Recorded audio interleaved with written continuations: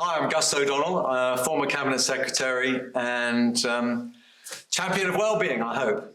Our big challenge in hitting the goal of the world wellbeing movement is to get the politicians to buy in.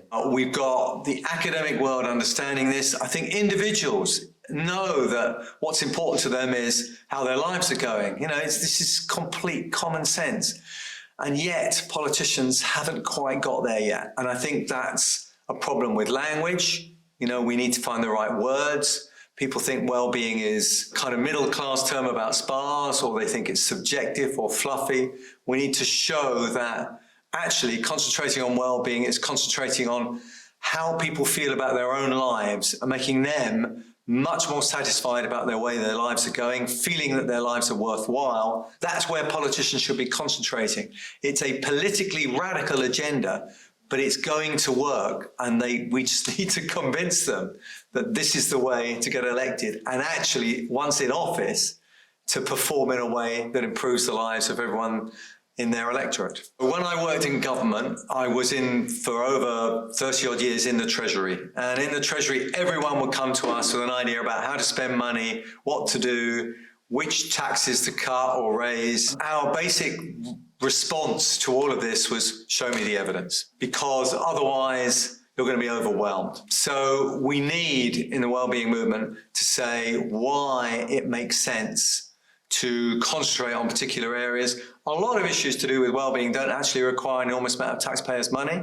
A lot of issues, for example, in the corporate sector, it's just a question of persuading them that actually if they really care about the wellbeing of their staff, they will improve their productivity and hence their bottom line. So it's not that there is a trade-off here. Improving well-being should actually be better for society as a whole, better for private sector, better for individuals, better for governments. I spent a lot of my time in government where people have said to me, the great tragedy is social mobility. People going from clogs to riches back to clogs. It's been really hard to come up with any policies that have changed social mobility over decades. I would like us instead to focus on well-being mobility. We have people who are having reasonable lives and then plunge into misery. It may be because of addiction, gambling addiction or drug addiction or alcohol addiction. It may be that they've just been very unfortunate, an accident, a disability, something which has thrown them off their path, bad parenting. There's all sorts of things which are often not the individual's fault.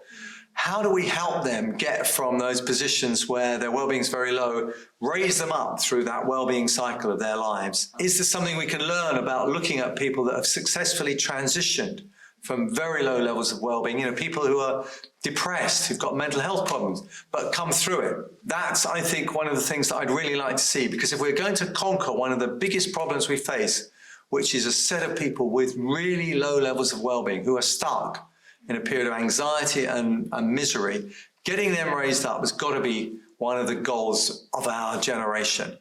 And actually, that's well-being mobility through the age. So the well-being movement needs to and is focused on bringing evidence into the policymaking world. And the reason for this is when you talk to someone in policy, talk to a politician about improving well-being, they're like, this is just a fluffy thing, it's just subjective.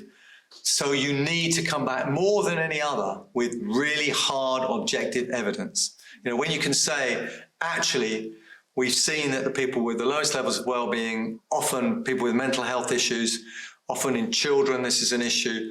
We've tried out these various programs, ones like Healthy Minds, for example, and we can show the evidence of what works, for example, in dealing with mental health for adults. That will convince people, because otherwise it's just rather subjective, rather fluffy, rather woolly.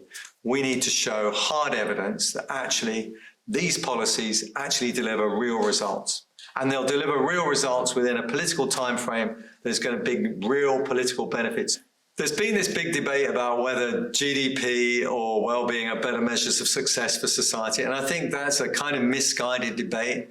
They're trying to do different things. GDP is a very useful measure for me of what's going on in society, the activity that's going on. Well-being is about the subjective well-being, about how people feel about their lives. GDP measures activity, not utility. And utility is the foundation of well-being. So we need to actually improve people's well-being, which is, of course, their utility.